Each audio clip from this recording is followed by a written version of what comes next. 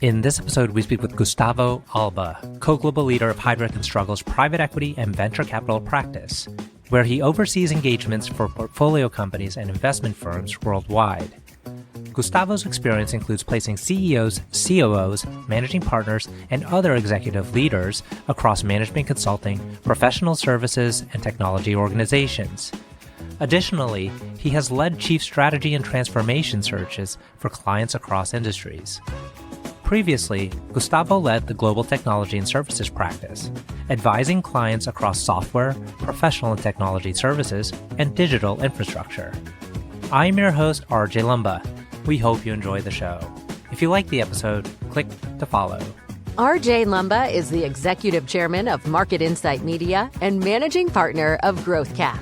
He is the host of Top Consultant, a podcast featuring today's best consultants who advise and provide services to corporations, governments, nonprofits, and other organizations. Executives and key decision makers tune in to Top Consultant to identify the most knowledgeable and experienced consultants for their most important projects.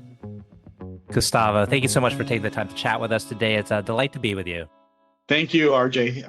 I'm very excited. There's a lot we can cover that's relevant to our audiences. And I say audiences because there's technology executives and founders, as well as the private equity world, private equity partners and firm owners, firm managers.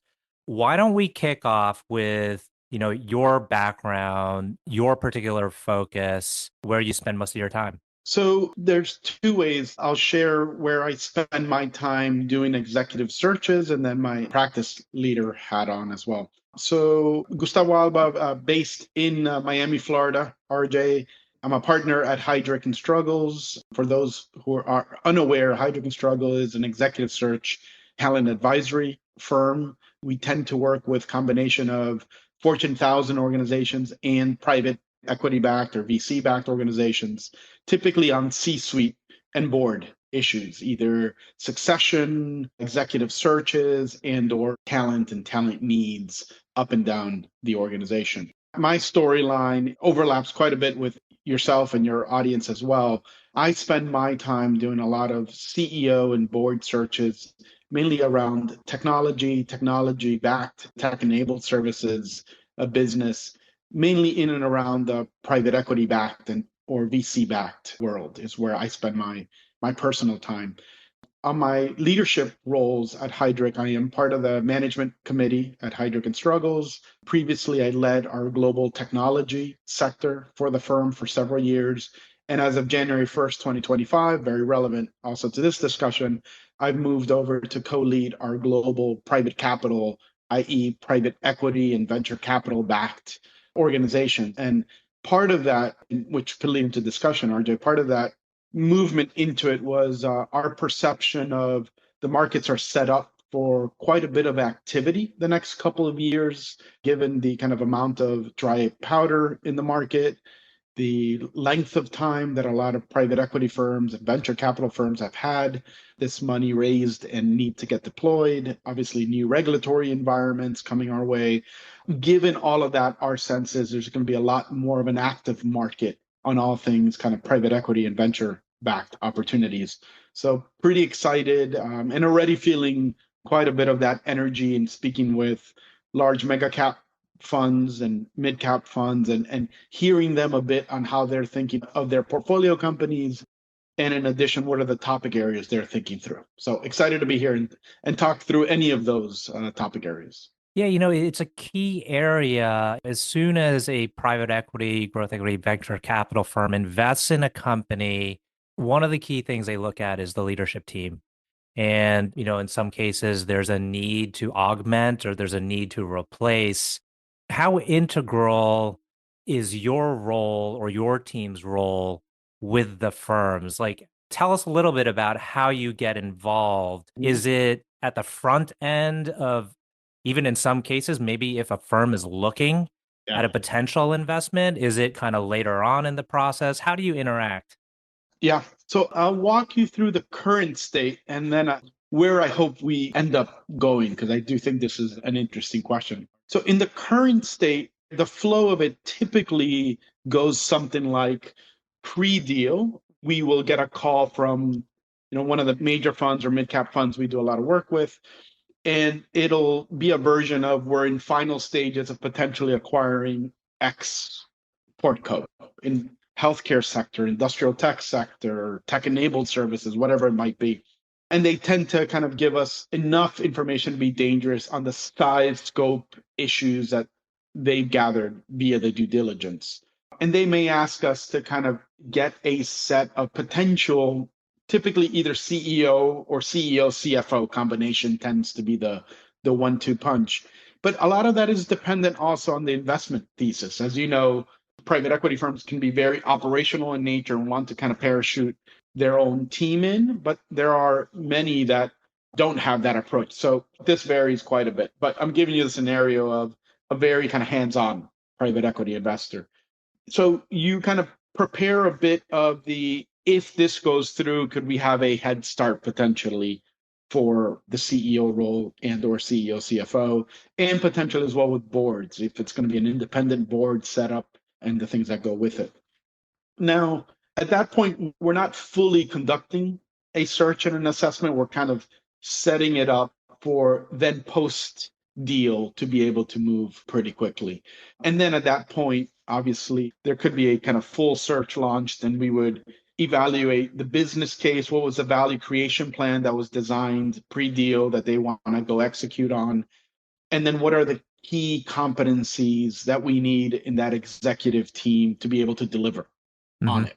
That's one aspect. The second aspect will get brought in quite a bit, RJ, as well, is around, can you help us around top team effectiveness and the collaboration of the top team? What is the dynamic of that executive team? Where are the gaps? They've been operating, you can imagine this happens in, let's walk through a scenario of a founder-led organization. That management team most probably kind of shapes in and around that founder and how that founder operates. And potentially, let's say that founder is no longer going to operate.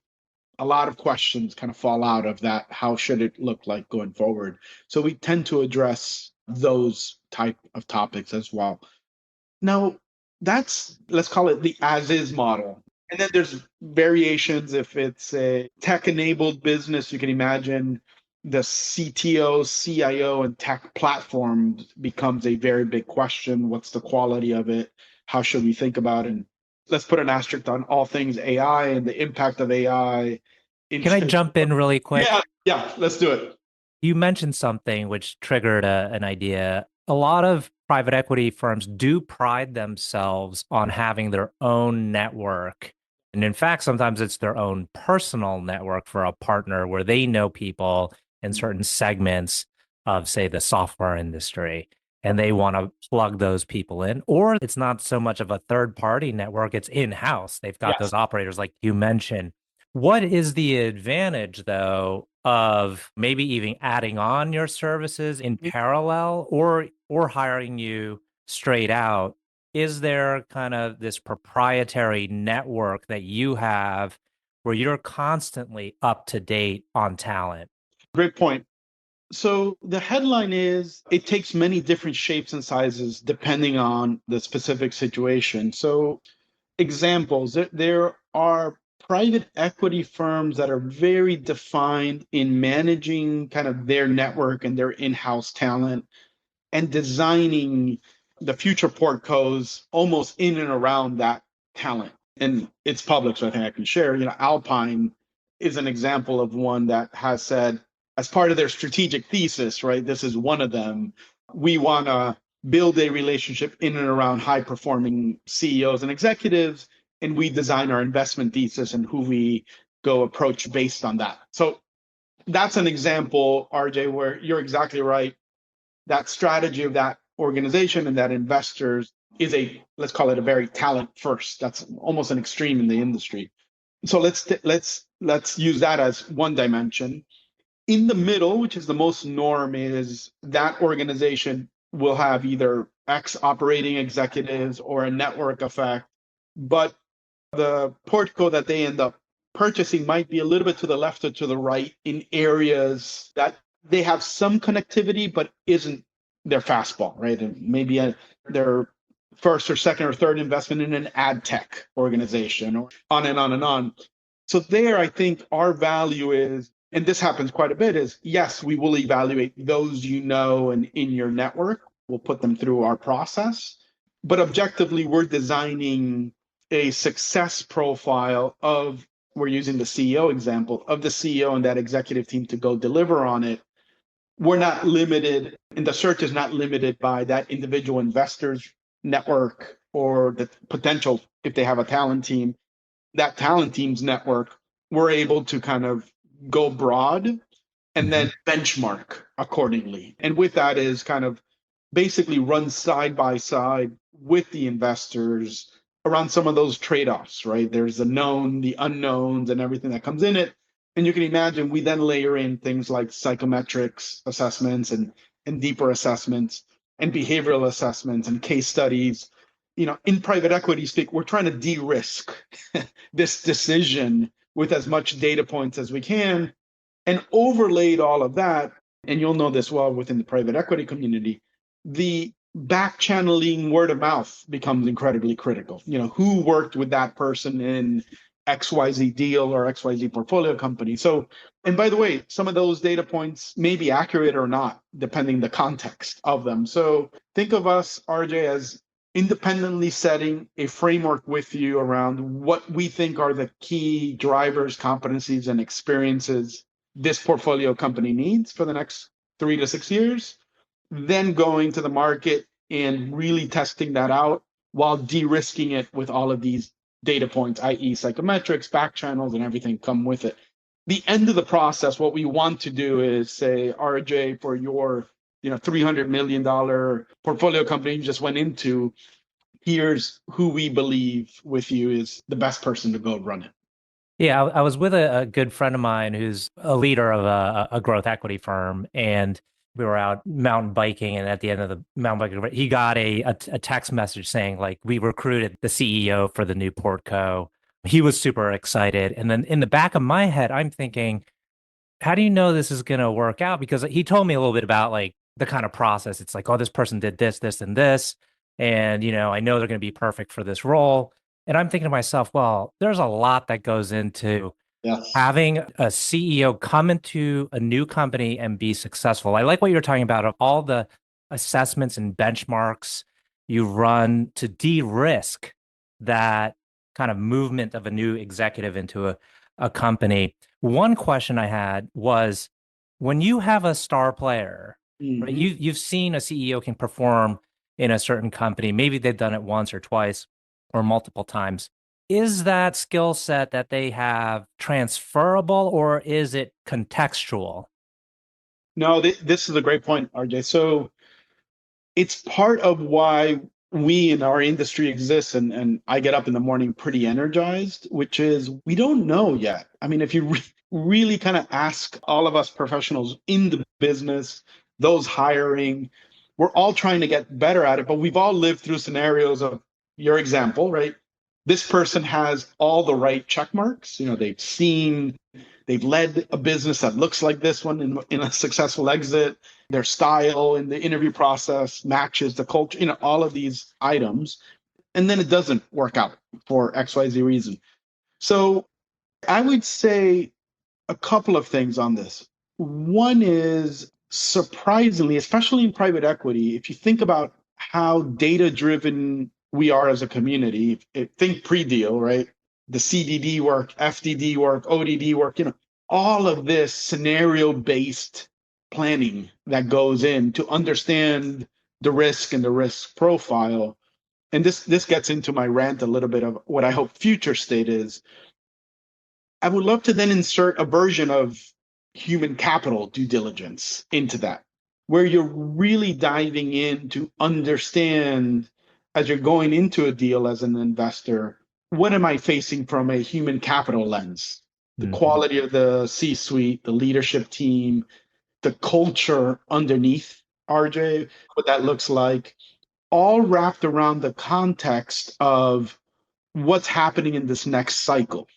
So if we use that as an example, you can imagine you as an investor in the same portfolio company that you went into 3 years ago that you may go into today, think about how different the context and the environment looks like.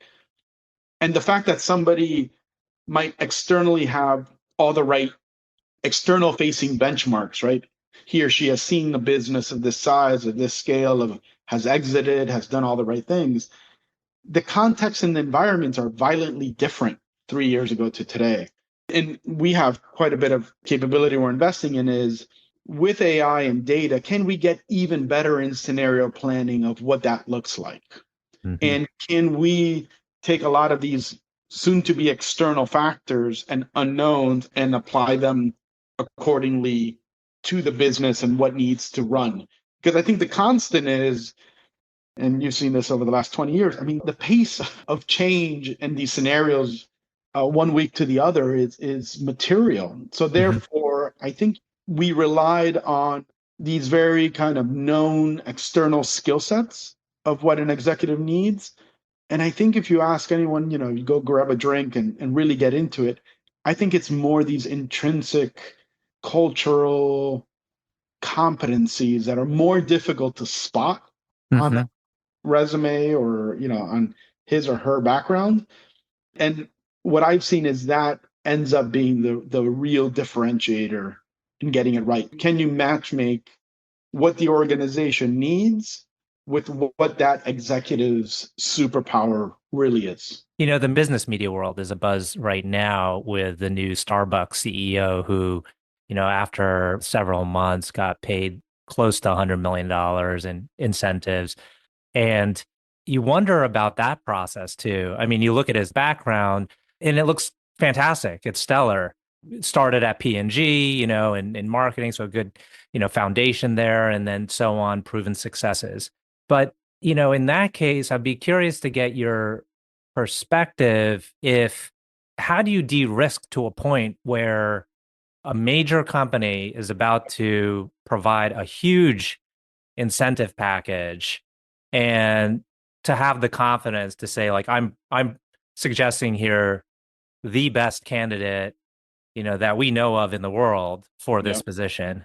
Let's put the investor lens on this as well, RJ. It's similar to if you're making investments into high profiled, very hot sectors, with certain multiples, right? Let's say today you're investing in an AI native business or an LLM, and almost the potential to get it right equals, in the trillions, and the potential to get it wrong equals zero.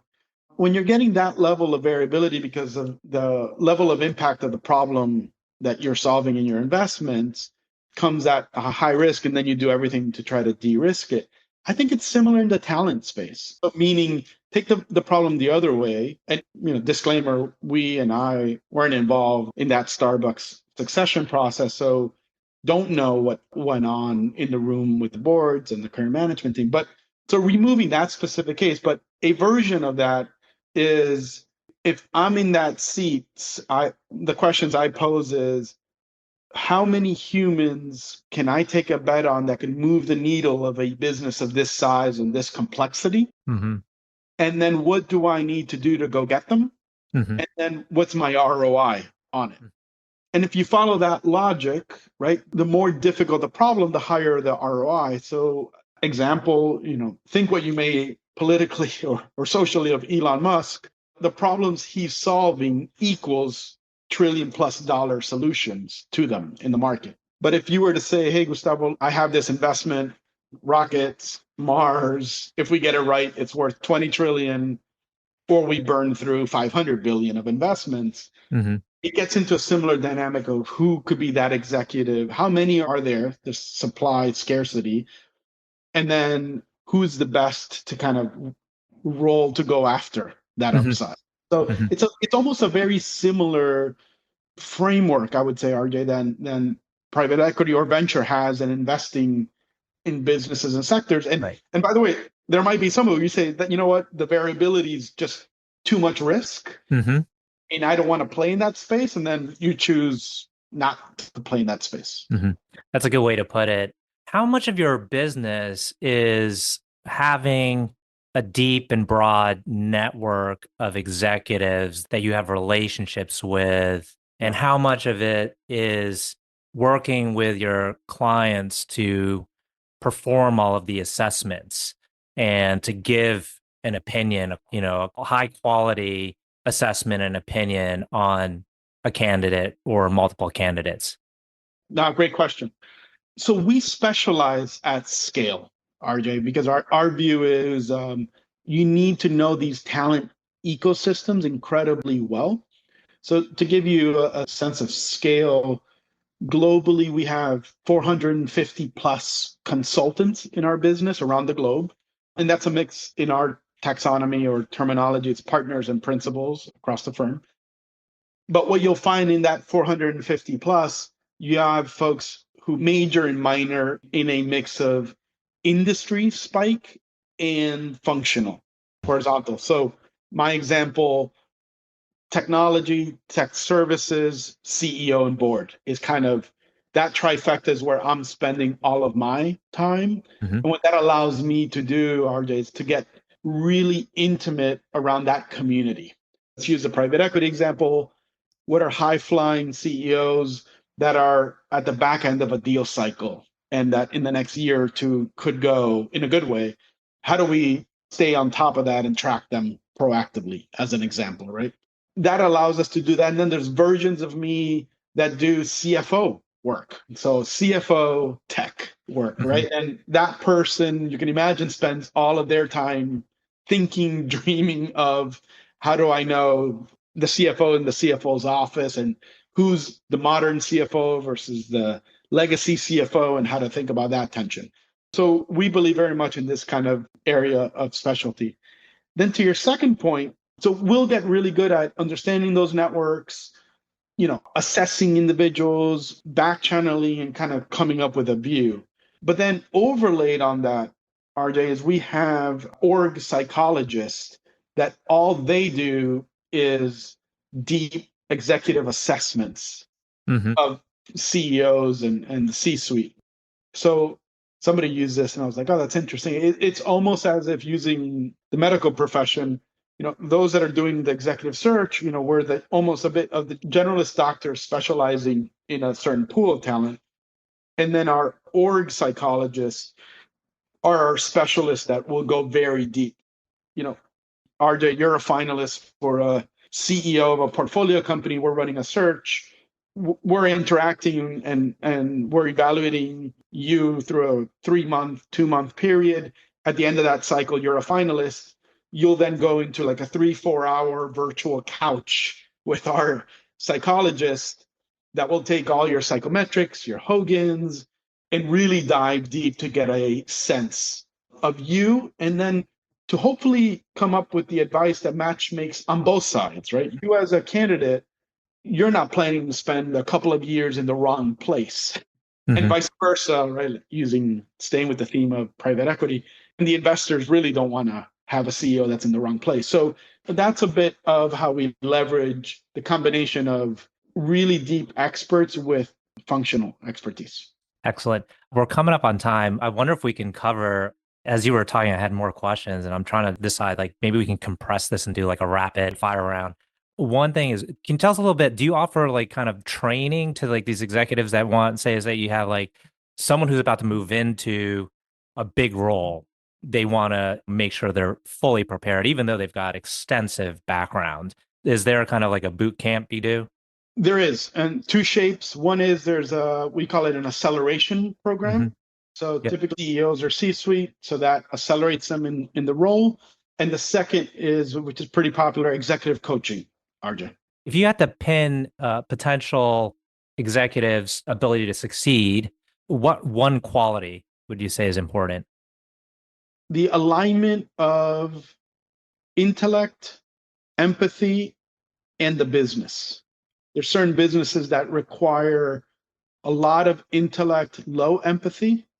I think it's a mix of both and some empathy over intellect. Like you need enough intellect to be dangerous, but really it's everything else. So I think we tend to get it a bit wrong at times where we think you need both as a superpower, and that's probably not true. Okay, excellent. Last two questions. We'll do this really fast. Can you tell us about a person who has had a profound influence on you? My mom.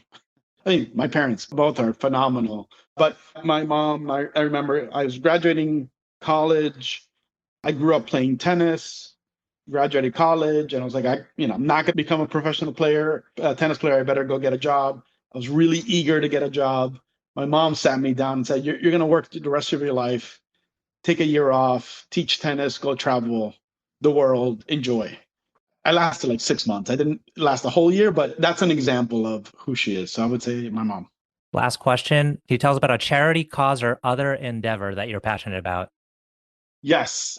Comera, Komera. I don't know if you've run into them, but they support women in Africa and really giving back to the community in quality ways. So we're a big supporter of it. I am as well. Excellent. We'll put a link in our show notes. Gustavo, thank you so much for taking the time. Really appreciate it. Take care. Take care. Cheers. Cheers.